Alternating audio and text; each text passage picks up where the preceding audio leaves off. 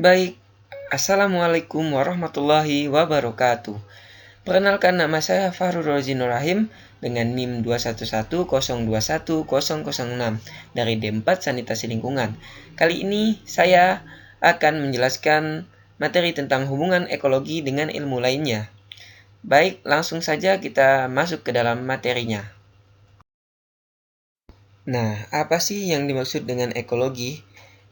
Ekologi adalah ilmu yang mempelajari interaksi antara makhluk hidup dengan makhluk hidup lain, dan juga dengan lingkungan sekitarnya. Dalam ekologi, makhluk hidup dipelajari sebagai kesatuan atau sistem dengan lingkungannya. Ekologi mempelajari bagaimana makhluk hidup dapat mempertahankan kehidupannya dengan mengadakan hubungan dengan makhluk di sekitarnya. Cakupan ekologi sangat luas dan beraneka ragam cabang ilmunya. Salah satunya adalah ekologi yang berkaitan dengan permasalahan biologis, bumi, sosial, antariksa, maupun masalah kependudukannya. Hubungan ekologi dapat dibagi menjadi beberapa. Yang pertama, hubungan ekologi dengan ilmu alam. Yang kedua, hubungan ekologi dengan ilmu sosial. Yang ketiga, hubungan ekologi dengan ilmu bumi dan antariksa. Yang keempat, hubungan ekologi dengan biologi. Dan yang kelima, hubungan ekologi dengan ilmu kependudukan. Nah, yang pertama, kita membahas tentang hubungan ekologi dengan ilmu alam. Hubungan dengan ilmu fisika membahas perubahan suhu, daya serap tanah karena pengaruh sinar matahari, proses dan pengaruh hujan terhadap kehidupan. Hubungan ilmu kimia. Di dalam ekologi, proses kimia sangat berperan seperti sintesis, analisis, dan proses metabolisme di dalam dan di luar tubuh organisme. Dan lagi berperan karena dalam ekologi, proses kimia seperti dalam unsur-unsur NCO2 yang merupakan bagian penting dalam beberapa reaksi kimia. Nah, yang kedua, hubungan ekologi dengan ilmu sosial.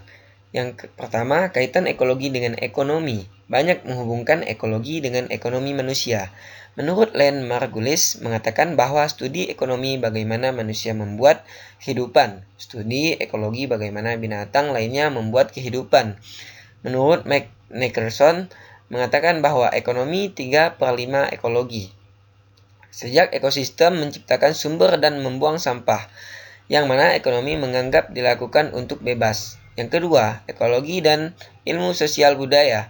Sosial berarti segala sesuatu yang berhubungan dengan sistem kehidupan bersama atau hidup bermasyarakat dari orang atau sekelompok orang yang di dalamnya sudah tercakup struktur organisasi, nilai-nilai sosial, dan aspirasi hidup serta cara mencapainya. Ilmu sosial budaya sangat penting bila komponen manusia dimasukkan dalam cakupan ekosistem, atau bila kita mempelajari peran ekosistem dalam kehidupan manusia.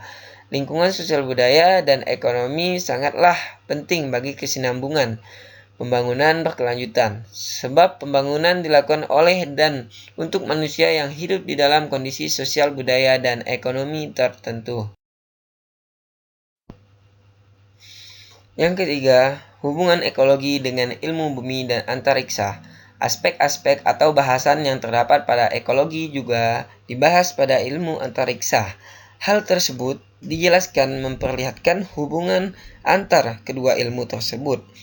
Ekologi berkaitan dengan berbagai proses yang dipengaruhi oleh peristiwa-peristiwa siang dan malam, musim kemarau, musim hujan, musim panas, musim dingin, musim gugur, gravitasi bumi, erosi, abrasi, sedimentasi, dan lain sebagainya.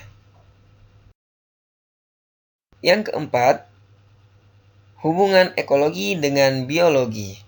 Biologi adalah ilmu yang mempelajari tentang makhluk hidup, sedangkan ilmu yang mempelajari antar makhluk hidup dengan sesamanya dan dengan lingkungannya sering disebut dengan ekologi.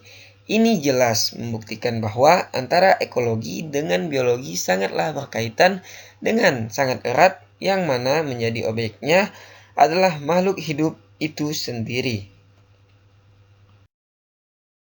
Nah, kita masuk ke materi yang terakhir, yaitu Hubungan ekologi dengan ilmu kependudukan.